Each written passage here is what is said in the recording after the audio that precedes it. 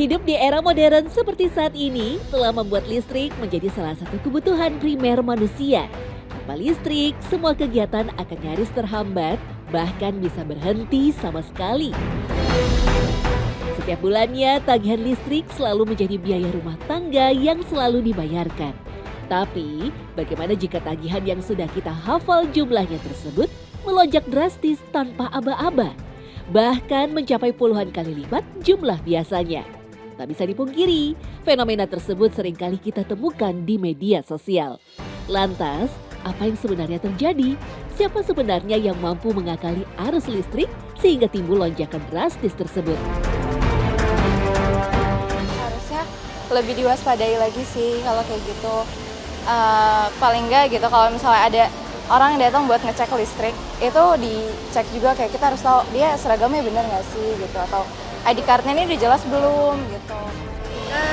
Dari pihak pemerintah kalau dikelola kembali apakah sudah pasti nih tentang listrik ini, kan juga lumayan ya, listrik biasa di rumah juga agak murah gitu. Kami bertemu Rahmat, salah seorang warga Depok yang mengaku pernah mengalami lonjakan tagihan listrik secara tidak wajar. Rahmat yang biasa hanya membayar 200.000 setiap bulannya dikejutkan dengan tagihan yang mencapai 2 kali lipat. 150, 200, tapi tiba-tiba sampai 500, 600 gitu. Kadang saya nggak percaya, suka saya cek di meterannya gitu. Di pembayaran kan di kwitansinya ada kilometer awal, kilometer akhir gitu. Ya sesuai sih, tapi kok kenapa jadi bengkak gitu. Yang aneh, kejadian itu berawal dari keinginan Rahmat untuk menambah daya listrik di rumahnya. Melakukan permintaan resmi ke PLN, Rahmat didatangi petugas yang mengaku perwakilan resmi PLN. Sayangnya setelah dilakukan penanganan dari petugas tersebut, yang terjadi hanya biaya tagihan yang melonjak. Sementara daya di rumah tersebut seperti tidak berubah sama sekali. Ya saya langsung ke orangnya, ya nggak langsung ke PLN-nya gitu. Karena saya percaya dia pakai seragam, pakai motor dinas PLN, ya kita percaya aja. Berbulan-bulan kok nggak ada perubahan. Kalau mau ngegosok semua dimatiin masih tetap turun gitu. Kesal karena merasa dibohongi, Rahmat pun kembali mendatangi kantor PLN. Yang mengejutkan, setelah diperiksa, Rahmat justru dikenai denda karena terdapat segel yang tidak resmi pada meterannya. Ya akhirnya kita bayar denda, ganti meteran, dan saya harus datang ke PLN ngurus sendiri. Memang kemarin itu saya salahnya percaya sama orang, jadi nggak langsung datang ke PLN. Karena saya nggak mau ribet di PLN-nya. Waktu itu sampai kena 4 jutaan. Melalui sebuah penelusuran yang intens, kami menemui Farhan, salah seorang petugas yang merupakan vendor dari PLN. Pria 38 tahun asal Bekasi ini mengaku telah melakukan pencurian listrik selama 10 tahun terakhir. Motifnya pun sederhana, uang. Istilahnya namanya kerja di lapangan gitu, istilahnya butuh jajan, butuh rokok, butuh apa kan, itu dia, kita nyari di situ. Kalau ngandelin gaji doang kan istilahnya buat yang di rumah lah. Mereka meminta pertolongan Farhan untuk mengakali meteran listrik agar catatan pemakaian listrik menjadi lebih rendah dari aslinya. Salah satunya tentu dengan mencuri listrik dari tetangga alias Spanyol atau separuh nyolong. Untuk kasus yang satu ini, Farhan benar-benar menekankan kemungkinan resiko terbesar yang bisa menimpa pelanggannya. Jadi sama-sama nanti kalau ada sesuatu resiko atau apa, tanggung sendiri. Itu juga ada pengalaman saya tuh, sempat ketahuan. Itu seharusnya bayar listriknya 900, itu bisa di bawah 150 sebulan ya.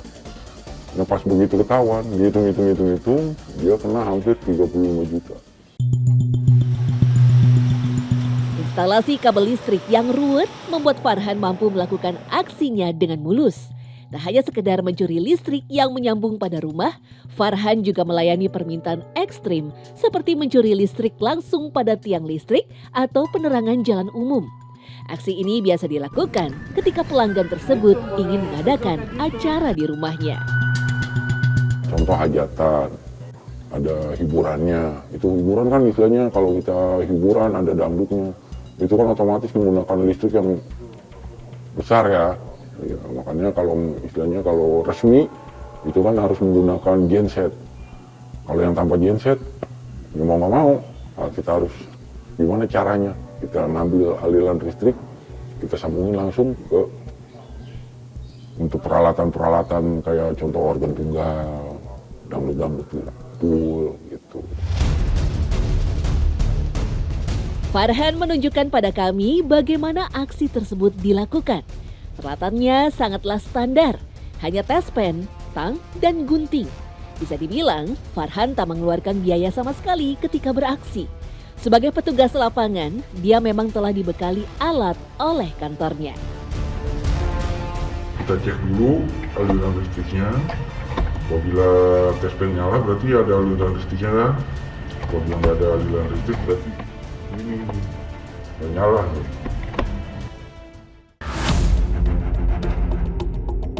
Selain itu, ada MCB atau Miniatur Circuit Breaker yang berfungsi untuk membatasi arus listrik dan pengaman ketika ada beban lebih. MCB akan memutus secara otomatis arus listrik ketika melebihi arus nominal pada MCB tersebut. Penggantian MCB pada meteran listrik juga dipakai untuk mengurangi biaya tagihan. Contoh seperti ini ya, ini kan udah naik nih aliran listrik. Apabila muter terlalu kencang itu pasti dari yang kita istilahnya aliran listrik utama ya ke kilometer. Itu kan nanti ada alat sambungnya, kita sambung. Setelah udah sambung ini kan bisa dibuka. Ada pula konektor kabel sambungan rumah atau SR yang berfungsi untuk menyambungkan kabel listrik. Farhan menggunakan tipe konektor standar untuk melindungi ujung kawat terbuka dari kontaminasi lingkungan. Jadi satu lagi yang ini kan istilahnya ini kabel min plusnya ya, positif negatifnya. Kalau ini udah masuk baru kita langsung dari ininya kita langsung sambung ke langsung ke listriknya. Farhan menyebut, meski secara teori mudah, pencurian listrik ini punya resiko yang sangat tinggi, terutama terkait dengan kebakaran. Beban yang melebihi kapasitas akan dengan mudah menimbulkan korsleting yang biasanya berimbas pada kebakaran. Itu kan otomatis panas. Pengalaman yang ada itu pasti kebakar Bang, di kilometernya. Makanya kebanyakan terjadi kebakaran-kebakaran di rumah-rumah. Kalau di korsleting listrik itu dari situ Bang. Makanya itu sebenarnya resikonya yang berbahaya, yang sangat fatal lah. Dalam sebulan, ia bisa mengerjakan pencurian listrik sebanyak 4 atau 5 kali. Untuk satu pengerjaan, Farhan dibayar sekitar 1 juta rupiah. Yang mengagetkan, Farhan memiliki pelanggan tetap sekitar 20 rumah dalam satu kawasan. Yang lebih miris, Farhan mengaku bukanlah satu-satunya yang bisa memfasilitasi listrik separuh nyolong ini. Beberapa rekan kerjanya juga diketahui melakukan aksi serupa. Enggak, jarang yang tahu, hanya sebagian. Sebagian tahu karena apa? Kita kan saling menutupi. Sayangnya, kasus-kasus seperti ini memang belum mendapatkan solusi yang tepat dan tegas. Pasalnya, meski denda sudah diterapkan, masih banyak listrik Spanyol yang bertebaran terutama di pemukiman padat. Inu Supriyanto selaku pihak perwakilan PLN hanya menyebutkan bahwa masyarakat bisa langsung melaporkan jika ada kecurigaan tentang aksi pencurian listrik tersebut. Bahwa kalau kita lihat sekarang apalagi ya, memang kita lihat tuh jaringan yang tadi dikatakan semrawut sebetulnya ya masyarakat bisa membedakan. Kita bisa melihat dari sisi nanti masyarakat bisa lihat dari pertama dari pembatas dayanya. Kalau tidak berkesesuaian, nah itu juga berpotensi akan ada kewajiban yang harus dipenuhi. dari pembatas daya. Yang kedua adalah dari meternya itu sendiri. Apakah meter ini tampak terlihat normal